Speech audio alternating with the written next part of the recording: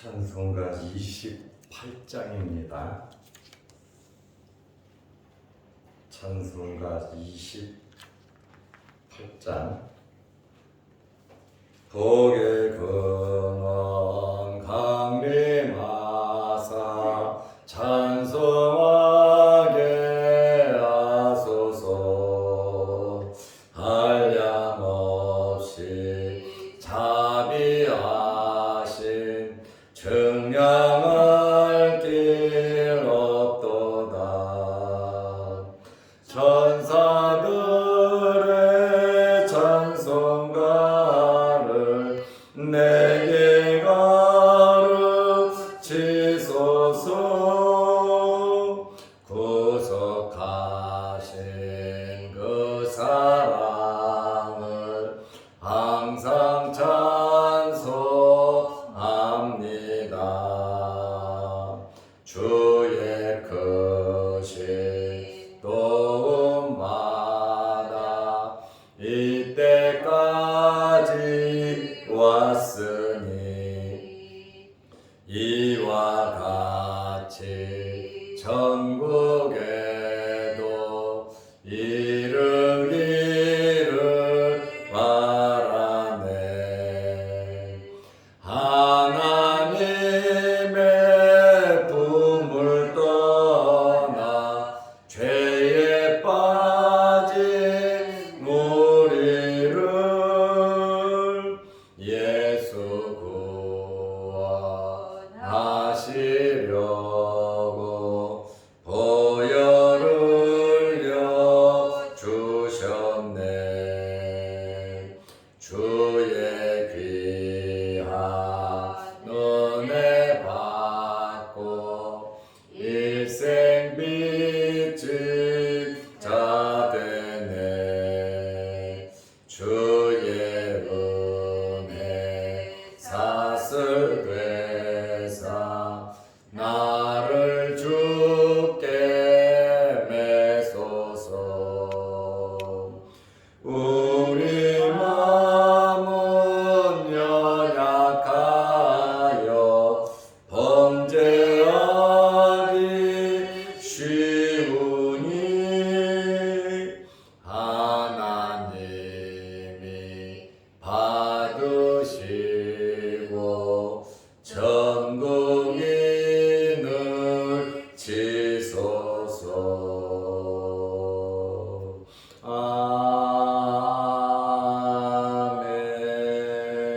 아멘. 사도신경으로 신앙을 고백하겠습니다.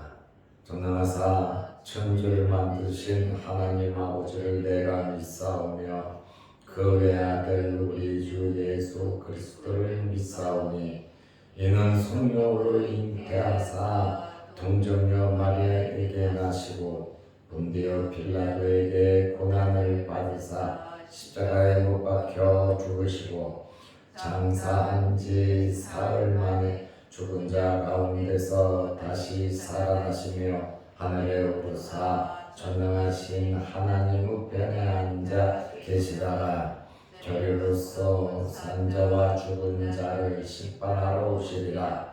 성령을 믿사오며 거룩한 공회와 성도가 서로 교통하는 것과 죄를 사하여 주시는 것과 몸이 다시 사는 것과 영원히 사는 것을 믿사옵나이다. 아멘. 하나님의 말씀 마가복음 11장 12절에서 14절 말씀까지 보겠습니다. 이튿날 그들이 베다니에서 나왔을 때에 예수께서 시장하신지라. 멀리서 잎사귀 있는 한 무화과 나무를 보시고 혹 그 나무에 무엇이 있을까 하여 가셨더니 가서 보신즉 잎사귀 외에 아무것도 없더라. 이는 무화과의 때가 아니니라. 예수께서 나무에게 말씀하여 이르시되 이제부터 영원토록 사람이 내게서 열매를 따먹지 못하리라 하시니 제자들이 이를 듣더라. 아멘. 14절 말씀까지 보았습니다. 오늘 우리 이용철 장로님 아들 결혼식이 있습니다. 하나님의 크신 복이 넘치시기를 축원합니다. 예수님께서 이른 아침에 예루살렘 성으로 들어가셨습니다. 그런데 오늘 이 본문은 예수님께서 들어가실 때 있었던 일입니다. 마가복음 11장 12절에 보면 이튿날 그랬습니다. 이튿날이라고 하는 이 말은 그 다음 날이라는 말. 그 다음 날. 어제는 예수님께서 나귀를 타시고 예루살렘에 입성하셨습니다. 그리고 성전을 둘러보시고 베다니에 가셔서 1박을 하셨습니다. 바로 그 다음 날 그들이 베다니에서 나왔을 때에 예수께서 시장하신지라. 베다니에서 예루살렘까지는 3km 정도 떨어져 있다고 했습니다. 가는 길에 벳바게가 있습니다. 베다니와 벳바게는 무화과의 마을입니다. 엄청나게 많은 무화과 나무들이 있었습니다. 이제 예수님께서 월요일 새로운 하루가 시작되는 날입니다. 예수님께서 이제 성으로 들어가실 때에 시작하셨습니다. 여기서 우리는 사람이신 예수님의 모습을 발견하게 됩니다. 신이시면 배고픔을 모르셨을 겁니다. 인성을 갖고 계셨기 때문에, 참 사람이셨기 때문에 배고픔을 느끼실 수 있습니다. 예수님께서는 하나님의 아들로서 신성을 가지고 계셨고 사람의 아들로서 인성을 가지고 계셨습니다. 그래서 예수님은 양성을 가지고 계셨습니다.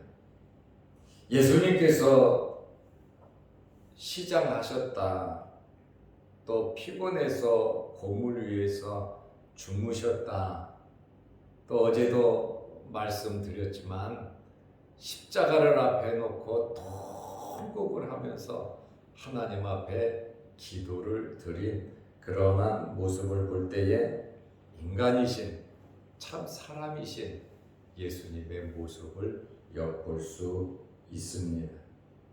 아마 아침 일찍이 나오셔서 기도도 하시고 성으로 들어가신 것 같습니다.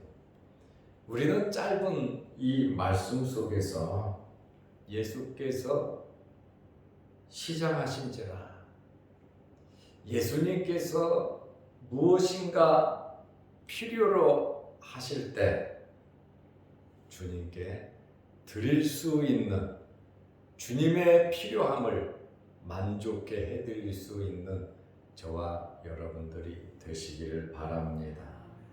기회라고 하는 것은 항상 있는 것이 아니거든요. 기회가 왔어도 우리는 그 기회를 모르고 지나칠 때가 참 많습니다. 주님께서 원하시는 일이 있고 나에게 요구하는 일이 있으시다면 우리는 어떤 일이든지 순종하면서 해야 하는 것입니다. 그런데 믿음이 없으면, 영적으로 성숙하지 못하면 주님의 마음을 헤아릴 수가 없다는 겁니다. 우리는 신앙생활을 하면서 영적으로 깨어있고 영적인 성숙함으로 과연 하나님께서 무엇을 원하시는지, 나에게 무엇을 요구하시는지, 내가 어떻게 살기를 원하시는지 하나님의 그 마음을 우리는 파악하고 알면서 살아가는 것이 중요합니다. 마가복음 11장 13절에 보면 예수님께서 멀리서 잎사귀 있는 한 무화과 나무를 보시고, 잎사귀가 유독 많이 난 무화과 나무를 보셨어요. 혹 그 나무에 무엇이 있을까 하여 가셨더니, 가서 보신즉 잎사귀 외에 아무것도 없더라. 이는 무화과의 때가 아닙니다. 주님께서 시장하셨고, 또 주님께서 혹시나 무엇이 있을까 하여 찾아가셨습니다. 이런 기회가 왔을 때 우리는 기회를 잡아야 하고 놓쳐서는 안 되는 겁니다. 맹인, 거지, 바디메오가 구걸을 하고 있을 때 기회가 왔잖아요. 예수님께서 지나가신다고 하잖아요. 사람들이 웅성웅성 거리며 많이 지나가도 동전통에만 신경 쓰면 사람이 많으니까 오늘 수입이 괜찮겠네, 그것만 신경 썼다면 그는 눈을 뜨지 못했습니다. 돈보다 더 중요한 예수 그리스도, 눈 뜨는 것이 돈보다 더 중요하다고 생각을 했고, 예수님에 대한 소문을 들었기 때문에 그는 관심을 가지고 무슨 일이냐, 왜 이렇게 사람이 많냐, 예수님께서 지나가신다는 말을 듣고 기회를 놓치지 않고 큰 소리를 쳤습니다.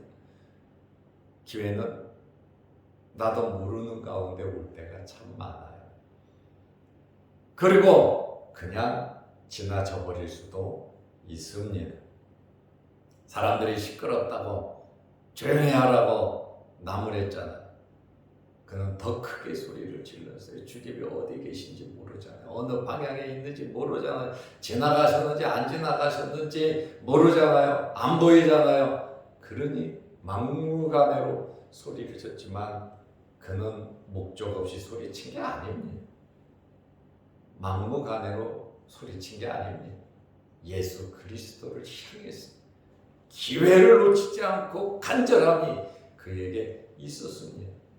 주님의 발걸음을 멈추게 했고, 주님의 입에서 말씀이 나올 수 있도록 그는 만들었습니다.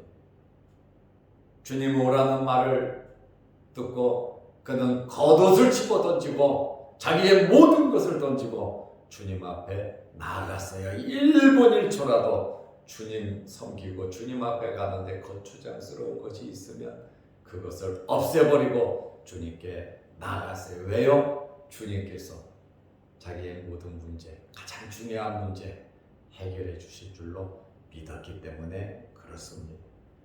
기회를 놓치지 않는 방법은 우리에게 믿음이 있어야 합니다. 믿음이 있으면 어떤 행동이든지 어떤 헌신이든지 어떤 말이든지 할 수가 있는 것입니다. 그러므로 기회는 준비된 자만이 찾을 수가 있습니다. 열심히 하나님을 섬기면서 주어진 일에 최선을 다하다 보면 가정에서, 일터에서, 교회에서, 어디에서든지 우리에게 기회가 생깁니다. 기회가 왔을 때 주님께서 무게를 달아볼 때 정말 주님의 마음에 딱 드는 무게가 되어야 합니다. 바벨론은 주님께서 무게 달아볼 때 무게가 되지 않아서 버림을 받았어요. 바벨론이 그래서 멸망했습니다. 그러므로 기회는 우리에게 왔을 때 주님께서 시작하시다고 하면 참 제자들이 옆에서 뭘 했는지 몰라요. 12명의 제자들이 예수님을 모릅니까? 예수님 알잖아요. 어떻게 해서든지 주님의 필요한 것을 가까운 사람들이 채워줘야 하는데 그렇지 못한 것을 주님 중심으로 모든 것을 한 것이 아니라 자기 중심으로 자기들 중심으로 제자들이 살았기 때문에 이와 같은 일이 생기지 않았나 생각을 하게 됩니다. 에베소서 5장 16절에 보면 세월을 아끼라 때가 악하니라. 여기 세월을 아끼라고 하는 헬라어의 의미를 보면 기회를 사라는 거예요. 세월을 아끼는 것과 기회를 사는 것과 무슨 관련이 있겠습니까? 같은 단어입니다. 기회를 사면 세월이 아껴진다는 말. 기회라고 하는 것은 값을 주고 사는 거라는 거예요. 기회는 그냥 오는 게 아니에요. 기회는 사는 거예요. 그만한 대가가 지불되어야 우리에게 기회가 오는 것입니다. 내가 어디에서 무엇을 하든지 바로 그 장소, 바로 거기에서 내가 무엇을 갖고 있든지 어떤 환경에서든지 바로 그것이 나에게 주어진 기회가 올 수 있다는 것입니다. 그러므로 우리는 기회는 사는 것이다. 기회는 하루아침에 그냥 오는 것이 아니라 꾸준히 주님 말씀대로 순종하면서 우리가 헌신하며 봉사하며 어떤 환경에서든지 십자가를 지면서 살아갈 때에 우리에게 기회가 오는 것이지. 그냥 기회만 기다리는 자에게는 절대로 기회가 와도 그 기회를 잡지 못합니다. 그래서 우리는 준비하는 과정, 꾸준히 준비하는 과정이 필요하다 그 말입니다. 예수님께서도 3년을 공생의 기간을 지내시고 십자가에 달리셨잖아요. 그냥 30살에 나사렛 몫으로 살다가 예루살렘 와서 죽으면 되겠습니까? 아니잖아요. 이 땅의 목적을 이루기 위해서 30년간 준비하시고 3년 동안 일하시고 십자가에 달리심으로 구원을 이루신 거거든요. 세례 요한은 태어나기 전부터 그는 준비했잖아요. 태어나기 전부터 세례 요한은 준비를 해서 유대 광야에서 지내면서 그는 예수님의 길잡이가 되었잖아요. 그러므로 우리는 어떤 환경에서든지 준비를 하는 하나님의 마음에 들도록 우리의 삶이 이루어져야 한다라고 하는 그러한 말씀입니다. 예수님께서 무화과 나무에 가서 직접 열매를 따먹으려고 하셨습니다. 무화과 나무는 크기가 5m에서 6m 정도 자랍니다. 열매는 1년에 2번 6월, 9월 혹은 3번 6월, 8월, 12월에 따기도 합니다. 무엇이 있을까 하여 직접 가셨지만 잎사귀밖에 아무것도 찾지 못하셨습니다. 잎사귀가 있으면 그 안에 열매가 있거든요. 그런데 열매가 없었습니다. 이 나무는 주님께서 필요로 하실 때 쓰임을 받지 못했습니다.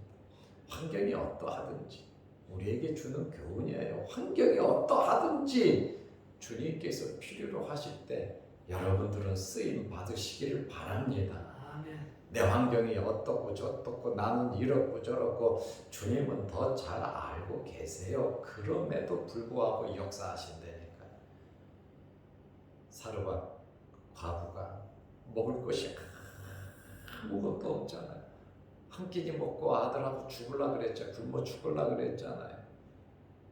그러나 그 사르밧 과부의 가정에서 엘리야가 3년을 먹고 살았단 말이에요. 하나님께서 역사하시면 안 되는 일이 없어요. 내가 지금 가지고 있는 내 것만 보고 내 환경만 보고 우리가 판단하지 말고 하나님께서 역사하시면 나도 놀라운 일을 할 수 있다. 이런 믿음이 있으시기를 축원합니다. 하나님께서 역사하시는데 하나님께서 쓰시겠다는데 까마귀를 통해서도 역사하시는데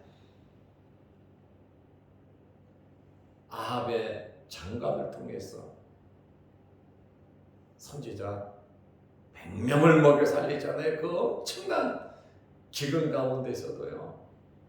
하나님은 하시고자 하시는 하려고 하는 마음을 가지면 하나님께서는 하시게 감당할 수 있도록 모든 거 채워주시는 분이 하나님이십니다. 지금 당장 눈앞에 나는 없어, 나는 몸이 건강하지 않아, 나는 똑똑하지가 않아, 나는 배우지 못해서, 나는 이것밖에 안 돼, 이것이 아니라 주님께 붙잡힌 바 되어 쓰임 받는다면 부자를, 능력 있는 자를 부끄럽게 하실 정도로 사용하신다는 거예요. 주님이 하시겠다는데, 주님이 나를 쓰시겠다는데 내가 그것을 거부할 이유는 없지 않느냐 그 말입니다. 하나님의 일에 대한, 하나님 말씀에 순종하는 것에 대한 욕심이 우리에게 있어야 한다 그 말씀입니다. 저와 여러분들은 꼭 주님께 쓰임받는 생애가 되시기를 바랍니다.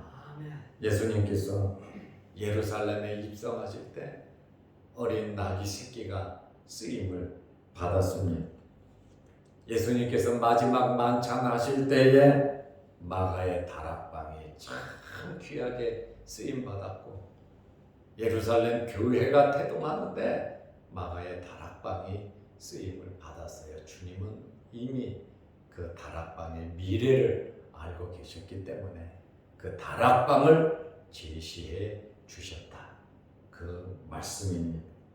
세상에 우연히 발생하는 일은 없습니다. 하나님께서 계획을 가지고 이런 일 저런 일 하실 때 여러분들은 긍정적인 신앙인들이 되시기를 바랍니다. 어떤 환경에서든지 아름답게 쓰임 받으시기를 바랍니다. 무화과나무가 결국 어떻게 됐습니까? 예수님의 저주를 받았습니다. 참 안타까운 일이죠. 무인격적인 나무를 향하여, 나무는 인격이 없잖아요. 이 무인격적인 나무를 향하여 주님께서 직접 말씀하심으로 그 나무의 생명력을 끊어버렸어요. 이것은 우리에게 엄청난 교훈을 주고 있습니다. 무화과는 이스라엘의 국가입니다. 예수님을 배척한 이스라엘이 망할 것, 하나님을 떠난 형식적인 이스라엘이 망할 것을 예고하기도 한 말씀이지만 하나님을 믿는 성도들이 입만 무성하고 반짝하게 신앙생활을 하면 안 된다는 겁니다. 열매 맺는 신앙인들이 되어야 합니다. 열매는 그냥 맺어지는 것이 아니잖아요. 열매를 얻기 위해서는 얼마나 많은 수고와 노력과 땀이 있어야 되는지 모릅니다. 마가복음 11장 14절에 예수께서 나무에게 말씀하여 이르시되, 예수께서 우리에게 말씀하여 이르시되 주님께서 축복하시기를 축원합니다. 좋은 말, 내가 너를 인정한다. 적은 능력 주었는데 최선을 다했다. 너는 참 적은 달란트였는데 엄청나게 많은 것을 남겼다고 하는 그런 칭찬을 들어야 되지 않겠습니까? 우리가 어떻게 살든지, 재산이 얼마든지, 내 몸이 어떻든지 그게 중요한 것이 아니라 주님께서 필요로 하실 때에 쓰임받는 것이 중요하다는 겁니다. 나는 너에게 많은 것을 맡겼는데 너는 고작 이것만 하고 왔냐? 사람들이 볼 때는 많은 것을 한 것 같아도 주님께서 보실 때 혼날 수도 있다고 말이에요. 사람들이 볼 때 초라하게 조금밖에 한 것 같지 않지만 주님께서는 너는 누구보다 많은 일을 했다고 위로하고 격려하고 칭찬하실 수도 있다라고 하는 그러한 말씀입니다. 이제부터 영원토록 사람이 내게서 열매를 따먹지 못하리라 하시니 제자들이 이 일을 듣더라. 무화과 나무가 열매를 맺어서 사람들이 그거를 먹지 못하면 그 무화과 나무로서의 역할이 끝나는 거예요. 올해는 제가 무화과를 참 많이 먹었는데 무화과가 이렇게 맛있는 줄은 제가 몰랐어요. 먹기는 먹었는데 올해 무화과를 먹어보니까 그렇게 많이 맛있더라고요. 무화과 나무는 또 곡식은 또 동물은 물고기는 어류는 식물이든 참 사람의 입에 들어간다는 게 복이거든요.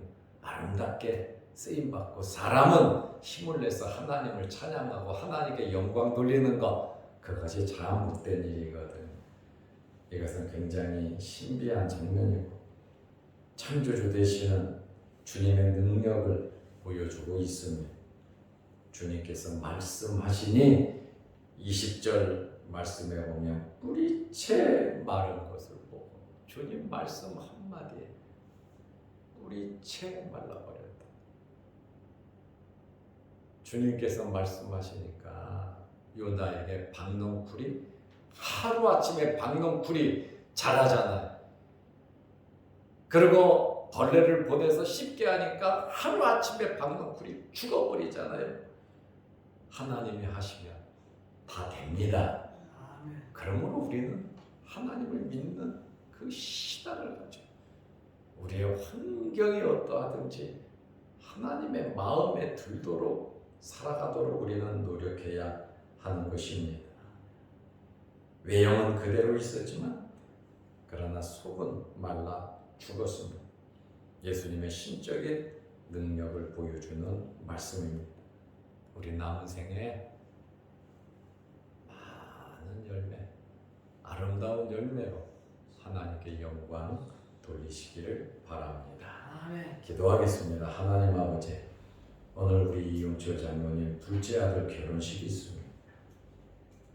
행복한 가정, 하나님을 잘 섬기는 가정, 효도하는 가정, 하나님의 복을 받는 아름다운 가정 되게 하시고 자손의 복을 주시고 물질의 복을 주시고 영적인 복을 주셔서 아버지 어머니의 그 신앙을 본받을 수 있는 아들 되게 하옵소서.